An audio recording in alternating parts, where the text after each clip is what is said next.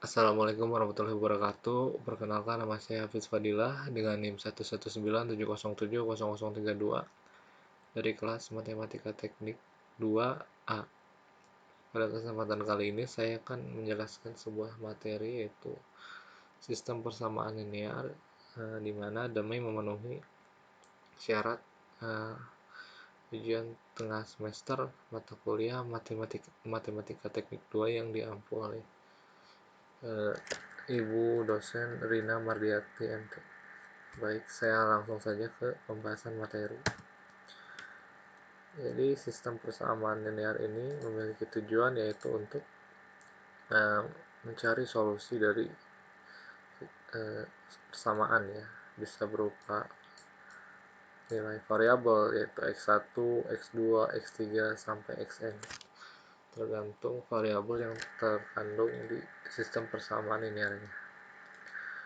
Nah, sistem persamaan linear ini memiliki ada dua jenis sistem persamaan linear, yaitu ada sistem persamaan linear homogen dan non homogen.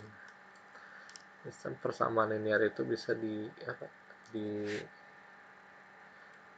dianalogikan sebuah matriks atau dinotasikan dengan sebuah matriks. Jadi sistem persamaan linear merupakan matriks A dikali matriks X menghasilkan matriks G. Nah, untuk SPL homogen memiliki keadaan G-nya itu tidak memiliki konstanta atau konstantanya 0, sedangkan non homogen memiliki G-nya tuh memiliki konstanta. Kita punya contoh untuk SPL homogen ini, sistem persamaannya kayak gini. Jadi ketika saya masukkan menjadi sebuah matriks 2, 1, min 7, ini untuk A, ya. Ada 3, ada 2, ada 1, ada 6, ada 2. Dikalikan dengan X. X-nya itu berupa variabel X, Y, Z. Karena di soalnya atau di contoh persamaannya variabelnya X, Y, Z. Lalu G-nya tidak memiliki konstanta atau 0. Nah, ini merupakan sistem persamaan linear yang homogen. Nah, untuk yang non homogen, kita bisa ubah dulu bentuk persamaan ini ke matriks. Jadi 3 min 5, 3. Ini 1, ini 2, ini minus 1. Ini 2, ini 1, ini 2. Ini A, ini X, masih sama variabelnya X, Y, Z. Nah, untuk keadaan G-nya memiliki konstanta, yaitu ini ada 5. Ya, ada 0, 5, 0. Itu menandakan memiliki konstanta. Jadi untuk sistem persamaan linear homogen, keadaan G-nya 0, dan untuk non homogen keadaan G-nya memiliki konstanta. Lalu pada sistem persamaan linear non homogen, dalam penyelesaiannya, karena tujuan dari SPL ini mencari solusi, saat penyelesaian mencari solusi bakal ditemui 3 keadaan, tergantung sistem persamaan linearnya itu. Keadaan yang pertama itu tidak mempunyai solusi, misalnya di sini ada persamaan I1 dan I2. Jadi ketika kita menyelesaikan persamaan ini dan tidak menemukan solusi, bisa dianalogikan atau digambarkan dengan sebuah garis yang sejajar, karena persamaan itu merupakan sebuah garis. Nah, untuk solusi yang kedua, keadaan yang kedua itu ada solusi tunggal, di mana didapatkannya solusi, yaitu bisa berupa x1, x2 hingga xn, atau berupa yang tadi x, y, z, tergantung dari variabel yang ada di sistem persamaannya. Jadi solusi tunggal itu berupa garis perpotongan. Jadi titik di sini, titik perpotongan ini dari persamaan I1 dan I2 ini merupakan solusi tunggalnya. Nah, untuk solusi banyak merupakan garis yang berhimpitan. Jadi persamaan I1 dan I2 mempunyai keadaan garisnya berhimpitan, sehingga ditemukan pertemuan-pertemuan antara garis dan garis yang menyebabkan solusinya yang banyak, ya. Bisa dianalogikan dengan titik-titik pertemuan ini merupakan solusi yang banyak.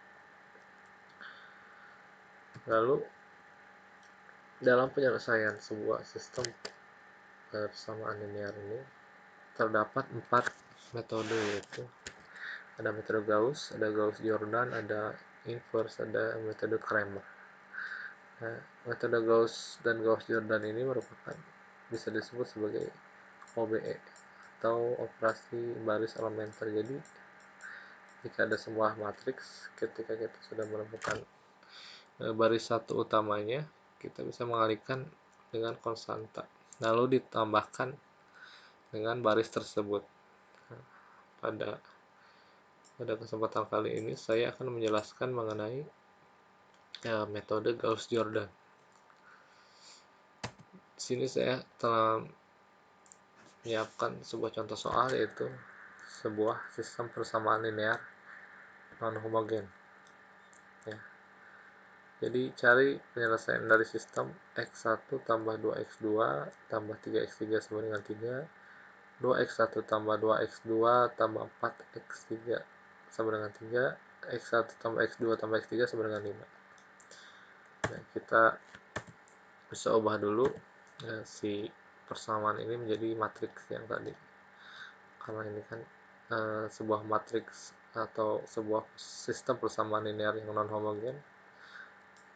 Jadi kita bisa asumsikan seperti ini, di mana keadaan G-nya memiliki konstanta atau tidak sama dengan 0, ya. Nah, untuk penyelesaiannya itu mencari solusinya gitu. Pada metode Gauss-Jordan ini, kita mengubah bentuk matriks A ini menjadi sebuah matriks identitas, yaitu 100, 010, 001. Jadi nilai-nilai variabel kita bisa temukan gitu. X1 nya berapa, X2 nya berapa, X3 nya berapa, dan tentunya nilai G nya pun akan berubah karena terjadi proses OBE di dalamnya, yaitu operasi baris elementer. Nah, karena kebetulan di sini nilai baris satu utamanya telah ditemukan pada kolom pertama ini, ya, sama dengan ini. Jadi kita tinggal mengubah si 2 ini dan 1 ini menjadi 0. Caranya ya seperti tadi, yaitu menggunakan OBE,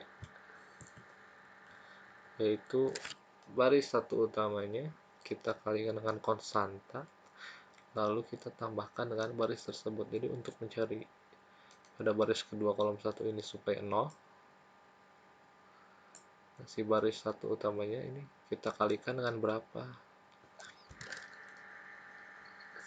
sehingga ketika ditambahkan dengan 2 menghasilkan 0. Jadi kita kalikan dengan minus 2. Nah, untuk baris kedua ini. Nah, untuk baris ketiga, si baris satu utamanya supaya ditambahkan menghasilkan 0, kita kalikan dengan minus 1. Nah, ini kalikan dengan minus 2, ya. Sehingga sebenarnya pada proses OBI ini sama dengan mengeliminasi. Jadi kita lihat R2 sama dengan minus 2R1. Jadi si baris 1 ini dikalikan dengan minus 2 menghasilkan minus 2, minus 4, minus 6, dan minus 6 juga. Lalu ditambah dengan baris kedua, baris tersebut, ya, 2, 2, 4, 3. Kita tambahkan, mendapatkan hasil 3 minus 2 minus 2 0. Nah, jadi pada baris kedua kita dapat nilai 0 minus 2 minus 2 3. Nah, untuk baris ketiga sama, kita tinggal masukkan angkanya lalu tambahkan. Kita kalikan dulu si baris satu utamanya dengan minus 1, jadi minus 1 minus 2 minus 3 3 minus 3, terus ditambah dengan baris tersebut, yaitu baris 3 1 1 5 1 1 5 1 1 1 5, mohon maaf, 1 1 1 5. Kita tambahkan minus 3 ditambah 5 2, minus 3 tambah 1 minus 2 minus 1 0. Nah, ini untuk baris ketiga. Dalam pengubahan kedua nilai ini, keadaan baris 2 dan baris 3 nya menjadi seperti ini. Nah, sama ya untuk baris kedua ini, untuk baris ketiga ini, baris satunya tetap sama. Jadi dalam pengubahan ini keadaan baris kedua dan 3 nya menjadi seperti ini. Setelah merubah kolom pertama menjadi 100, kita mencari baris satu utamanya lagi pada baris kedua, yaitu si minus 2 ini kita harus ubah menjadi 1 seperti identitas ya, matriks identitas. Caranya itu kita kalikan saja dengan minus 0,5 atau minus 1 per min 2. Nah, didapatkan hasil, jadi si baris 2 ini kita kalikan semua dengan minus 0,5. Baris satunya tetap sama, baris 3 nya tetap sama, si baris 2 nya menjadi 0 1 1 1,5 setelah dikalikan dengan minus 0,5. Nah, selanjutnya kita akan mengubah nilai ini menjadi, dan ini juga jadi 0. Dalam pengubahan baris 1 kolom 2 baris 3 kolom 2 menjadi 0, sama seperti tadi itu menggunakan operasi baris elementer. Jadi si baris satu utamanya kita kalikan dengan konstanta, ini baris satu utamanya kita kalikan dengan konstanta, jadi ketika ditambahkan dengan baris tersebut akan menghasilkan 0. Untuk baris pertama, karena konstantanya 2, jadi supaya jadi 0, satunya dikalikan dengan minus 2, jadi seluruh baris 2 dikalikan dengan minus 2.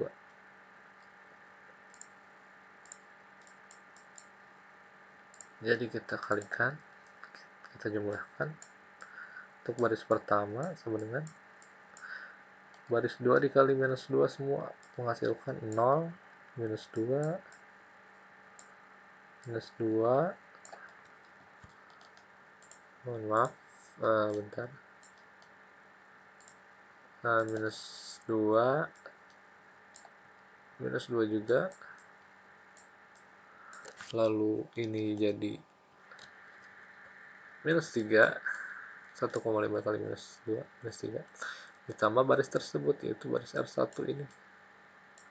R1 ada 1, 2, 3. Dan 3 kita tambahkan, menghasilkan 0, 1, 0, 1 untuk baris pertama. Didapatkan konstanta 1, 0, 1, 0. Nah, sama untuk baris ketiga kita menggunakan OBE. Jadi si baris satu utamanya karena ini minus 1, jadi ketika ditambahkan dengan 1 sudah menghasilkan 0, jadi kita si baris satu utamanya tidak dikalikan dengan konstanta apapun, jadi tetap nilainya. Jadi 0 0 1 0 1 1 maksud saya 1,5 ditambah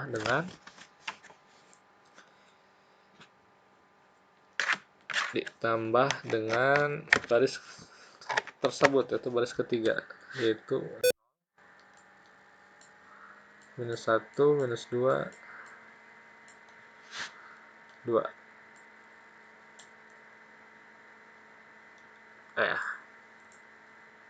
Kita tambah jadi 3,5, lalu ini jadi minus 1, ini jadi 0, ini jadi 0. Jadi konstan pada baris ketiga. Ketika pengubahan kolom 2 ini menjadi 0 1 0, jadi 0 0 minus 1 3,5. Nah, sama seperti ini ya hasilnya. Ini untuk baris pertamanya sama seperti ini, 0 ya, 1 0 1 0 1 0 1 0, ini 0 0 minus 1 3,5, 0 0 minus 3,5. Nah, setelah hampir mendekati matriks identitas 1 0 0 1 0, kita mencari baris satu utama lagi pada baris ketiga. Jadi kita mengubah nilai ini menjadi 1. Itu kita kalikan saja dengan minus 1.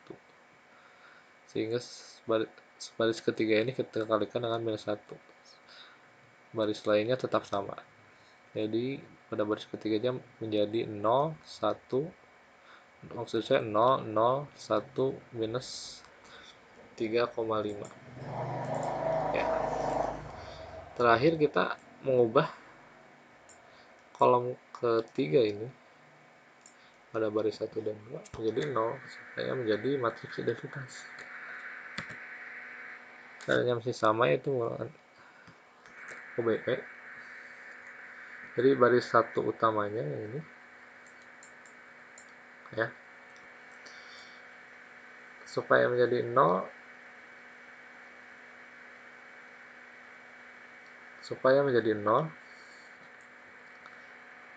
si baris 1 utamanya ini kita kalikan dengan konstanta min 1. Jadi untuk R1 baris 1 utamanya kita kalikan dengan min 1, jadi 0 0 minus 1 dan minus 3,5 jadi 3,5.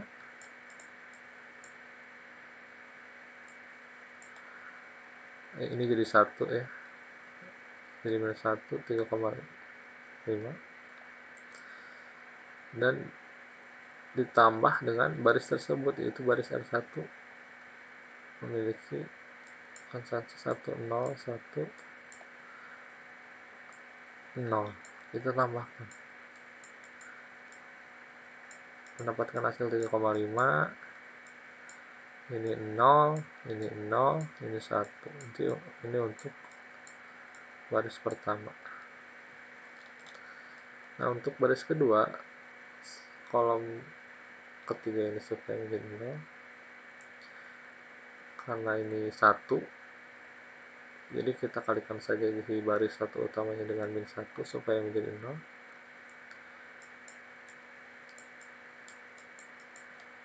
Ini sama, kita kalikan dengan min 1, jadi 0 0 min 1 3,5, dan ditambah dengan baris tersebut R2, yaitu 0 1 1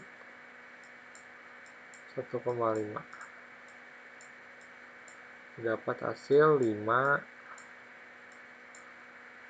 0 1 0. Nah, ini untuk baris kedua. Bisa dilihat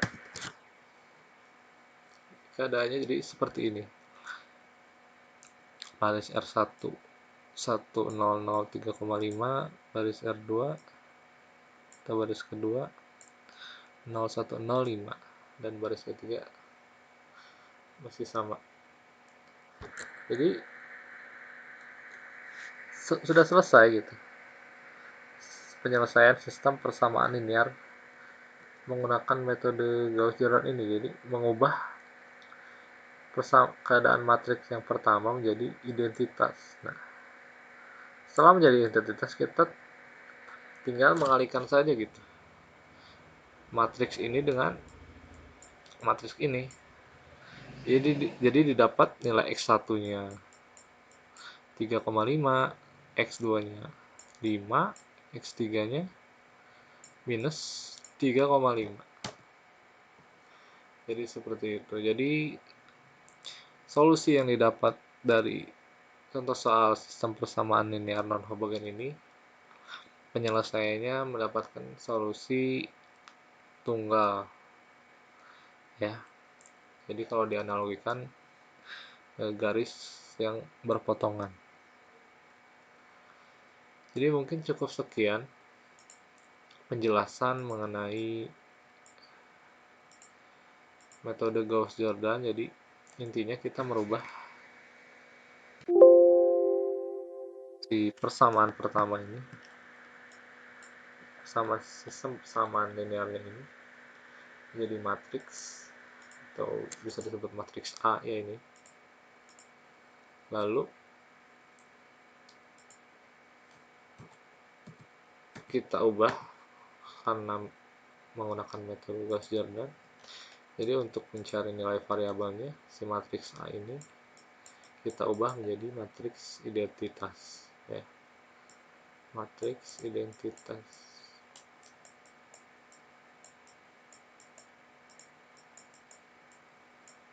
Sehingga nilai variabelnya dapat ditemukan X1, X2, X3 nya. Jadi seperti itu. Jadi cukup sekian penjelasan dari saya mengenai metode Gauss-Jordan ini. Mohon maaf bila ada kekurangan ataupun kesalahan karena sifatnya di sini juga saya masih belajar. Terima kasih atas waktunya. Billahi taufiq wal hidayah. Wassalamualaikum warahmatullahi wabarakatuh.